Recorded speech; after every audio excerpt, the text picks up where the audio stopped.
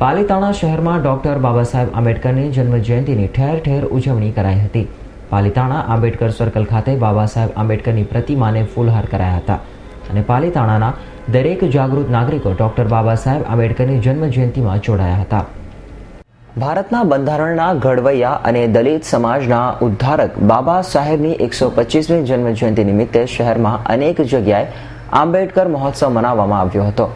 તેમજ પાલીતાણા ગણેશનગર ખાતે સવારના 9 કલાકે ડોક્ટર બાબા સાહેબની પ્રતિમાની અનાવરણ વિધિ તેમજ ગણેશનગર સોસાયટીનું નામકરણ અને ગણેશનગર પ્રાથમિક શાળાનું લોકાર્પણ કરવામાં આવ્યું હતું।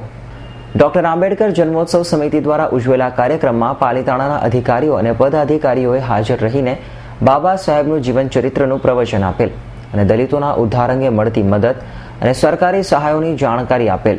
જ્યારે વણકરવાસમાં આવેલ વણકર સમાજની વાડી ખાતે પણ 125મી જન્મજયંતિ ઉજવણીના કાર્યક્રમો થયા હતા, પરંતુ શહેરના દલિતોની અનેક સમસ્યાઓ અને રજૂઆતો સાથેની માંગણીઓ અંગે એક પણ પદાધિકારીઓ હરફ સુધી ઉચ્ચાર્યા ન હતા, જેની નારાજગી જોવા મળી હતી।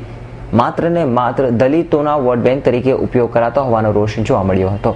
જ્યારે ગણેશનગરની પ્રાથમિક શાળાનું લોકાર્પણ થયું, પણ શહેરમાં મેઇન બજાર ખાતેની સરકારી માનસીજી કન્યા શાળા છેલ્લા 5 વર્ષથી મરામત ઝંખે છે અને 500થી વધુ વિદ્યાર્થી તેમજ વિદ્યાર્થીનીઓ અકસ્માતના ભય તળે અભ્યાસ કરી રહ્યા છે અને બાબા સાહેબની શિક્ષણ અંગેના વિચારો પાલીતાણા ખાતે પાણીમાં ગયા છે।